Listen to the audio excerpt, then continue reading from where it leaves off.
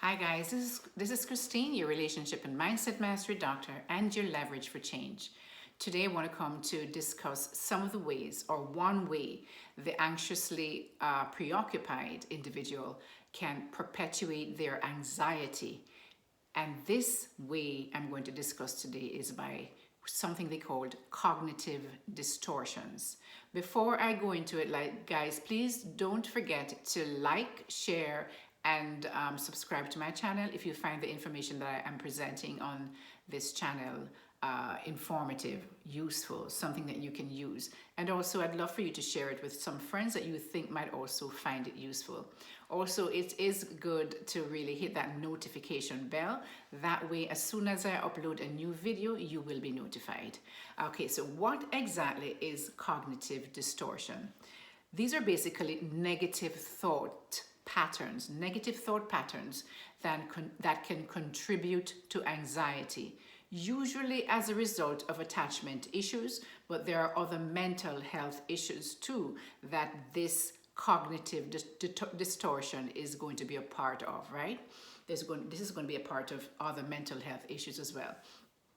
Cognitive distortions includes something we call catastrophizing, black and white thinking, and overgeneralization. So what exactly is catastrophizing? Catastrophizing, this is a very difficult word for me, refers to a cognitive distortion or thinking pattern where an individual tends to magnify or exaggerate the potential negative outcomes of a situation. And they basically are, they usually imagine the worst case scenario. Isn't it funny how anytime most of the times when we are in difficulty, most people, and I'm going, that's really, I shouldn't say never. Most people do not think about the positive outcomes.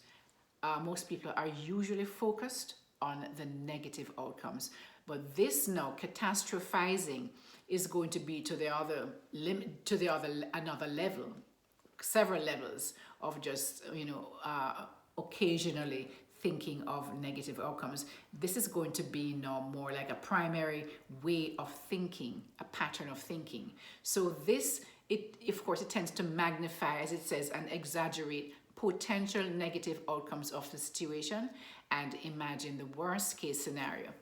This kind of thinking, of course, you can recognize that it can be very irrational and can lead to a lot of worry, a lot of anxiety, and a lot of stress. People who catastrophize, I got that right, often believe that even a small setback or problem will eventually lead to disaster, or that negative event will have a long-lasting or irreparable consequences in their life.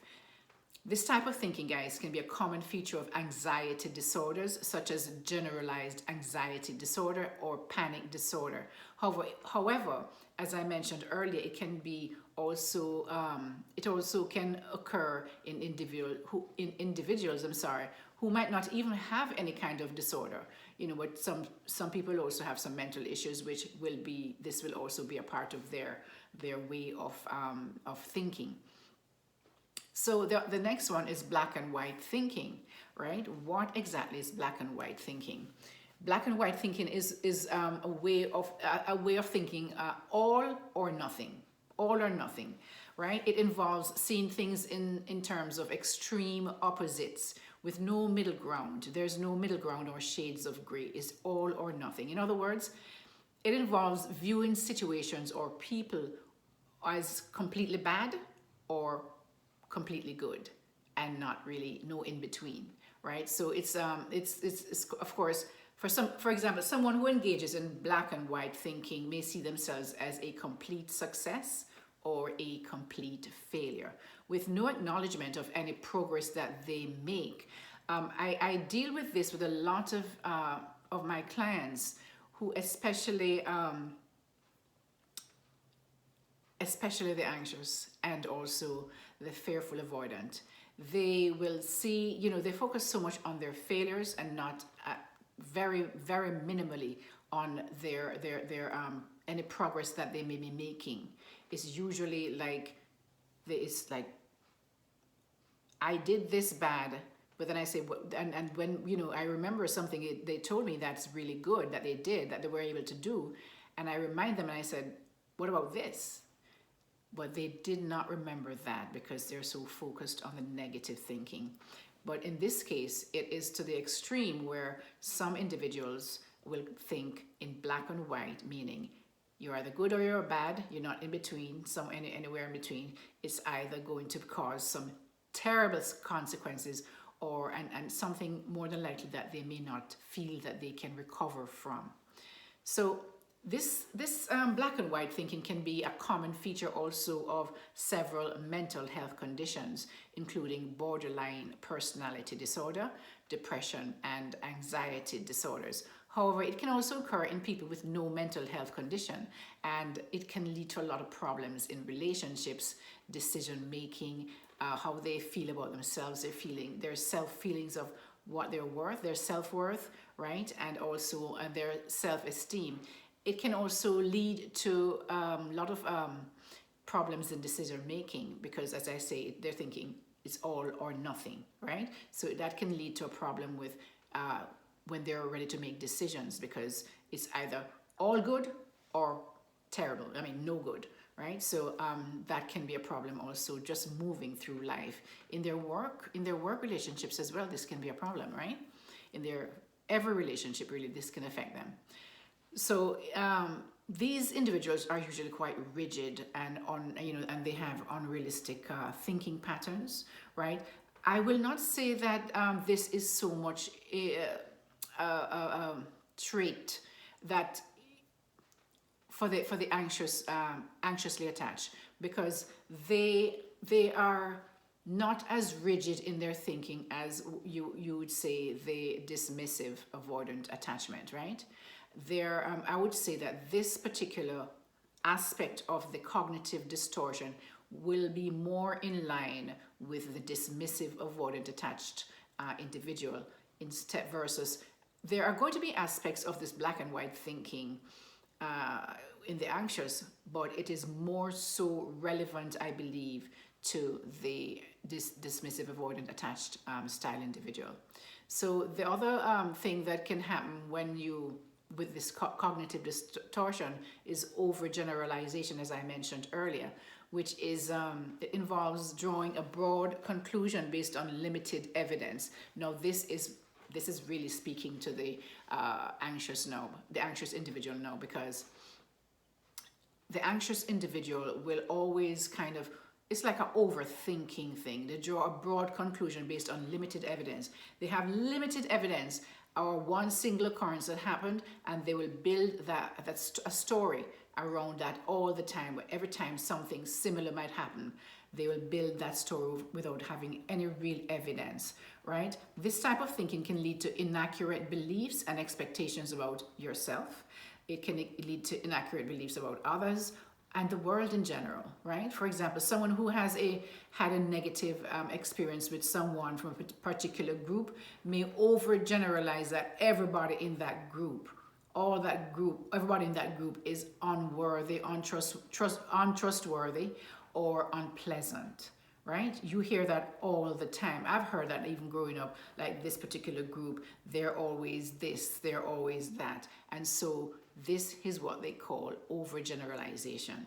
Similarly, a person who fails a single test may overgeneralize and believe that they are incompetent or incapable of succeeding in any area of their lives, right?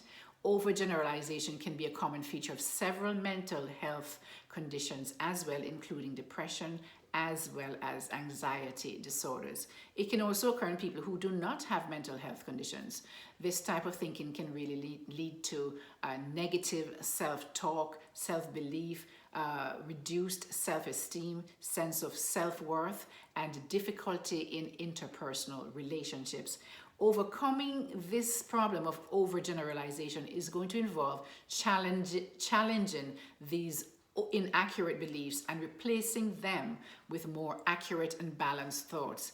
And challenging these thoughts, one of the ways that I actually do, I have quite a few videos on my channel, is by questioning the accuracy of these thoughts and looking for evidence to support or refute them that can help to reduce the impact of these thoughts on your life.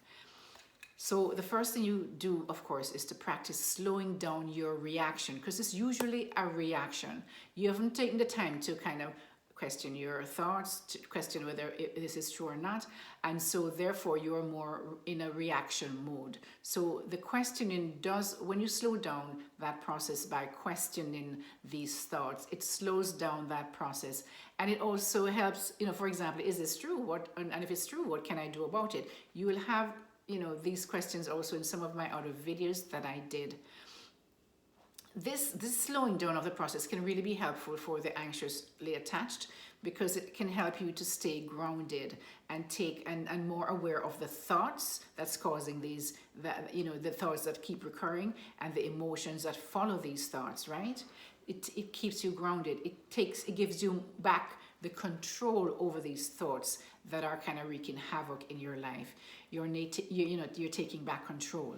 Once you're in control, then you can start to question these thoughts, which will also help you to think more logically rather than your usually, especially with the anxious, preoccupied individual, they're usually thinking from an emotional stance, right? Not a logical stance.